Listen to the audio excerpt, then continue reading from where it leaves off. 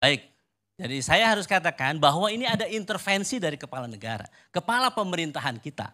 Ya, sejak awal misalnya saya katakan bagaimana MK bisa memutuskan satu keputusan yang kemudian menggolkan seorang anak presiden dan diberikan privilege secara khusus dengan merubah undang-undang. Dan kemudian MK-nya, kepala MK-nya diberhentikan oleh keputusan MK-MK. Dan setelah itu diperkuat oleh DKPP. DKPP mengatakan bahwa pelanggaran terhadap KPU. Bisa dibayangkan, untuk satu orang ini saja, MK-nya melakukan pelanggaran, ketua MK-nya, kemudian KPU-nya, ketua dan anggotanya melakukan pelanggaran etik. Jadi saya katakan intervensi ini terlalu terang benderang.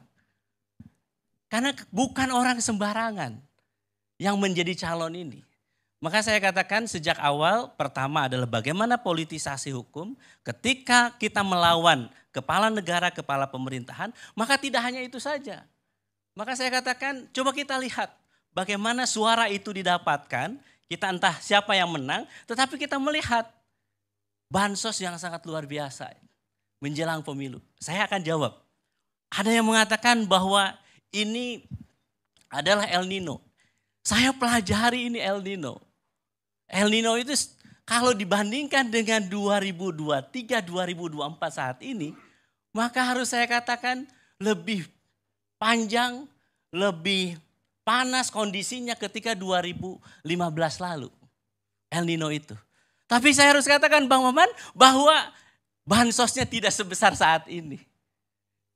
Jadi saya terlalu mengatakan bahwa ini normal atau tidak.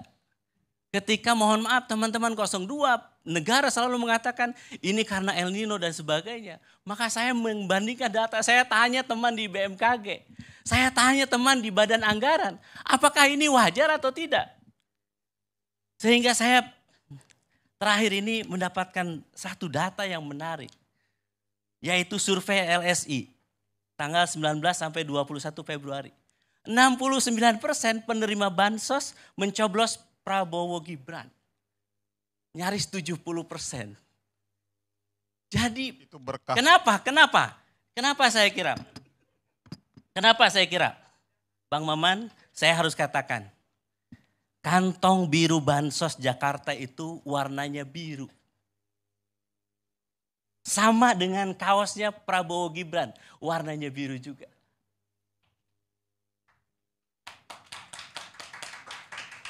Dan saya menemukan data dan fakta, dan ini sudah ada di Timnas 01, bahwa pembagian bansos juga ada kaosnya juga, ada stikernya juga. Dan yang membagikan adalah aparat. Saya sebetulnya agak kaget yang disampaikan oleh Bang Deddy. Loh, kita nggak pernah ngobrol sebelumnya, tapi apa yang disampaikan oleh Bang Deddy, kok ada kesamaan dengan di dapil saya. Di Jabar 7, pengarahan aparat, kemudian mobilisasi, dan penggunaan dana bansos untuk kepentingan salah satu calon.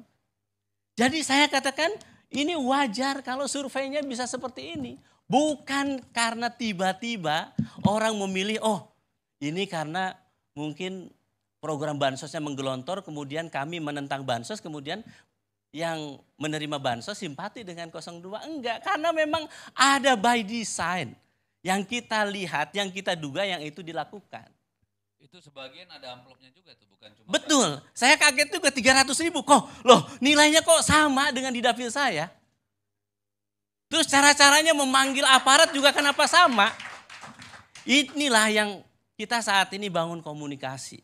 Bahwa ada kesamaan-kesamaan itu di luar dari praktek-praktek yang mungkin saya mohon harus katakan ya. Ketika kasus MK ada delegitimasi terhadap MK. Kemudian Bawaslu juga demikian. Sebelum MK tadi ya, penyaluran bansos itu melalui kementerian apa? Nah ini yang jadi persoalan. Saya harus katakan, Mensos Risma tak dilibatkan dalam pembahasan bansos. Prof. Yusril, saya sudah menyiapkan jawaban-jawaban dari 02. Karena saya diskusi tentang ini itu sudah panjang. Di berbagai TV. Jadi El Nino saya tahu jawabannya, terus kemudian COVID, termasuk juga semua penyelenggaranya itu saya sudah tahu jawabannya. Saya tambahin sedikit.